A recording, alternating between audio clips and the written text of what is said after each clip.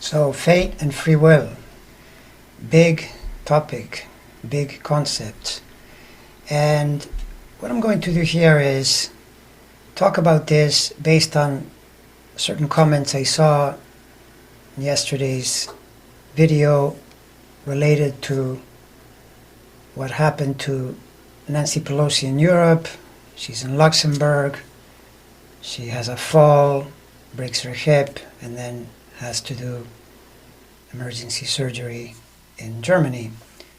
And I talked about the astrology of this event, and one of the comments said, well, you don't need the moon position to explain this.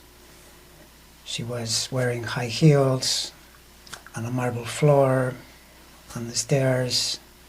This is what is liable to happen, which is true. There's no question. The other comment was, well, you're telling us now, could you have predicted it ahead of time? Well, I'll answer that one first, which is that possibly, if I had her chart in front of me and I were looking at it and I were her astrologer especially, I would have said, in this period of time in your life, there is more risk of something going wrong. You have to be more careful. And this points us to the planets involved and what kind of counsel you give based on that. But most importantly, if you're talking about fate and free will, this is how I actually understand astrology works, which is why I call it proactive rather than predictive. Because I understand a person's chart as the interfacing of their planetary cycles with what they do with their own will. And obviously, being careful is related to how you use your will. For example, and indeed, in this particular case, the involvement of Saturn in the pattern is critical because Saturn is precisely that on the high end of its expression. And I often say to people about astrology, try to do the planets, always do them on the high end. If not, they can drift to a low end expression. And one of Saturn's great skills, great manifestations, is being conscious and being careful and protecting yourself. So for example, you would walk more consciously, and that might or might not save you from a fall on a marble floor wearing heels. It would probably be easier if you wore safer shoes. The point being, you're doing a form of conscious awareness which therefore links you to the Saturn energy on the high end and therefore reduces or completely eliminates the possibility of an accident like that happening. And I'll give you an example of something that transpired many years ago that really illustrates the point.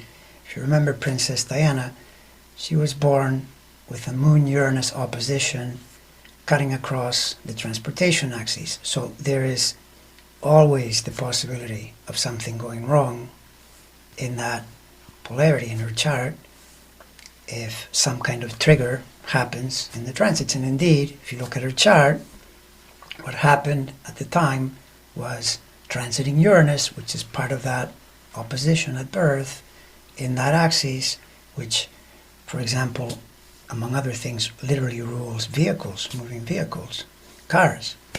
That Uranus, in its 84-year cycle, was conjunct at that time her Jupiter, which ruled and rules her ascendant, Sagittarius rising, ruled by Jupiter. This means that planet is then ever present in her life, and not just one day. I mean, it's a period. But the key is, if you think of Moon opposite Uranus, one of the ways that it can go wrong with Uranus, an expression of it that is a problem, is that Uranus can get irresponsible in the sense of not following the rules, not minding your safety, which ironically is something ruled by Saturn. When you're playing defense, it's a higher end Saturn topic. So for instance, if you think of a seatbelt, that's a Saturn object.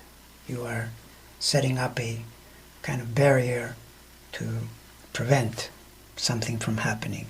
And that accident, she's in a moving car, she's not driving the car.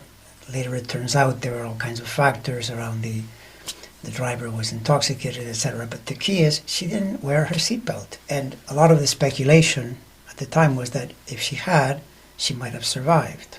Right? This would be using Saturn on the high end. It's simply protect yourself. Right?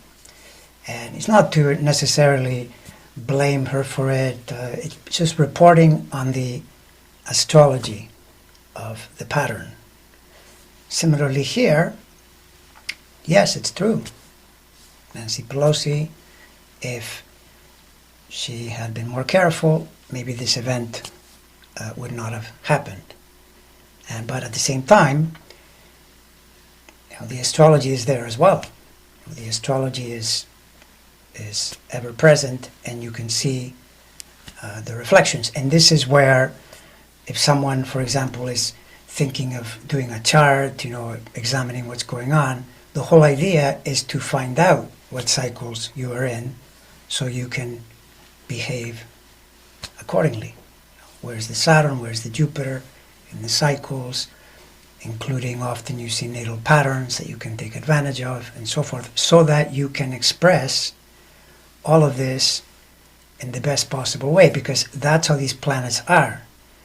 And if you just say, well, Mars is an angry, combative planet, and this means that I have it in my chart, so this means that I am forever condemned to be an angry, combative person. No, that's not what it's saying. It's saying that this is something that you grapple with or study or connect to in your life journey with the intention of becoming more skillful in that area, at which point you then feel better and you have a better chance of helping other people feel better as well. So that's my answer to those comments. To me, they perfectly illustrate the proactive side of astrology in that, yes, 100% true.